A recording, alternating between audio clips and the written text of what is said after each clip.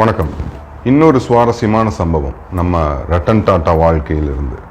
Interview எடுக்கிறவங்க கேட்குறாங்க, நீங்கள் பல விஷயங்களை கடந்து வந்திருக்கீங்க வாழ்க்கையில், எது நீங்கள் ரொம்ப சந்தோஷமாக உணர்ந்த தருணம் அப்படின்னு. அதுக்கு நம்ம ரட்டன் டாட்டா கொடுத்த பதில், நான் சந்தோஷத்தை 4 நிலைகளாக பிரித்து விவரிக்க விரும்புகிறேன். கடைசியாக எது சந்தோஷம் அப்படிங்கிறதையும் நான் உணர்ந்தேன் அப்படின்னு சொன்னார். ஃபஸ்ட்டு, நான் பெரிய அளவுக்கு சொத்து செல்வங்களையெல்லாம் சேர்த்து குவிக்கணும்னு நினச்சேன், நடந்தது. ஆனால் நான் அவ்வளவு சந்தோஷமாக இல்லை. 2வது, ரொம்ப எக்ஸ்பென்சிவான பொருட்களை வாங்கி சேர்க்கணும்னு நினச்சேன், அதையும் சேர்த்தேன். அப்பவும் நான் நினச்ச மாதிரி சந்தோஷம் கிடைக்கல. இந்த சந்தோஷமெல்லாம் ரொம்ப டெம்பரவரியாக தான் எனக்கு பட்டது. 3வது, நம்ம கம்பெனி ரொம்ப பெருசாகணும், பெரிய ப்ராஜெக்ட்ஸ் கிடைக்கணும் அப்படின்னு நினச்சேன், அதுவும் நடந்தது. 95% டீசல் சப்ளை நம்ம நாட்டுக்கும் ஆப்பிரிக்காவுக்கும் நம்ம கம்பெனி தான் பண்ணுது. ஏஷியாவிலேயே பெரிய ஸ்டீல் ஃபேக்ட்ரி நம்ம கம்பெனி தான். ஆனாலும் நான் நினச்ச மாதிரி சந்தோஷமாக இல்லை.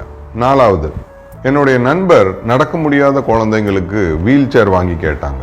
இம்மீடியட்டாக அதை வாங்கியும் கொடுத்தேன். அதை என் கையால் தான் கொடுக்கணும் அப்படின்னு அன்பு கட்டளையும் போட்டார் என்னுடைய நண்பர். நானும் என்னுடைய நண்பர் கூட போய் என்னோட கையாலேயே அந்த குழந்தைகளுக்கு அதை கொடுத்தேன். அந்த குழந்தைங்க முகத்தில் ஒரு வித்தியாசமான சந்தோஷத்தை நான் பார்த்தேன். அந்த வீல் சேரில் உட்கார்ந்து குஷியாக அவங்க போகிறதையும் நான் கவனித்தேன்.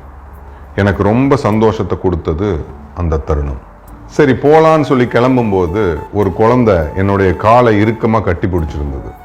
நான் மெதுவாக என்னுடைய காலை எடுக்கிறதுக்கு முயற்சி பண்ணினேன்.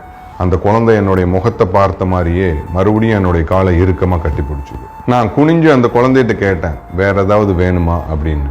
அதுக்கு அந்த குழந்தை எனக்கு கொடுத்த பதில், எனக்கு உங்கள் முகத்தை மறக்காமல் ஞாபகம் வச்சுக்கணும், ஏன்னா சொர்க்கத்தில் நான் உங்களை சந்திக்கும் போது உங்களை அடையாளம் கண்டுபிடிச்சு மறுபடியும் நன்றி சொல்லணும் அப்படின்னு சொல்லி முடிச்சுது அந்த குழந்தை. அந்த குழந்தை சொன்ன பதிலில் என்னோட வாழ்க்கையவே நான் வேற மாதிரி பார்க்க ஆரம்பிச்சிட்டேன். சந்தோஷம்னா என்ன அப்படிங்கிறத நான் உணர்ந்தேன் அப்படின்னு சொல்லி முடிச்சாரு நம்ம ரட்டன் டாட்டா. இந்த பதிவிலிருந்து நமக்கு கிடைக்கக்கூடிய மாரல், தன்னை தெரிந்தவனுக்கு, தன் மனதை புரிந்தவனுக்கு பிறரை அறிதல் எளிது. தன்னையும் பிறரையும் அறிய வேண்டிய அவசியம் சந்தோஷமாய் வாழ நினைப்பவர்களுக்கு நிச்சயம் உண்டு. பணம் மிக நல்ல விஷயம். பணம் சம்பாதிக்கிற வேகத்தில் சுகத்திற்கு பதில் வேதனை வந்துவிடக்கூடாது. பணம் ரொம்ப முக்கியம். வாழ்க்கை என்பது அந்த பணத்தை அனுபவிப்பதில் இருக்கிறது. பணத்தால் வரும் சுகங்களை அனுபவிப்பதில் இருக்கிறது. எதுவுமே நிரந்தரமில்லை என்று வாழ்க்கையை பார்க்க துவங்கினால் மனிதநேயம் மட்டுமே மிஞ்சும். அந்த மனிதநேயம் விரிவானால் எல்லா உயிர்கள் மீதும் கருணை பொங்கும். எல்லாரோடும் சிநேகம் கொள்ள முடியும்.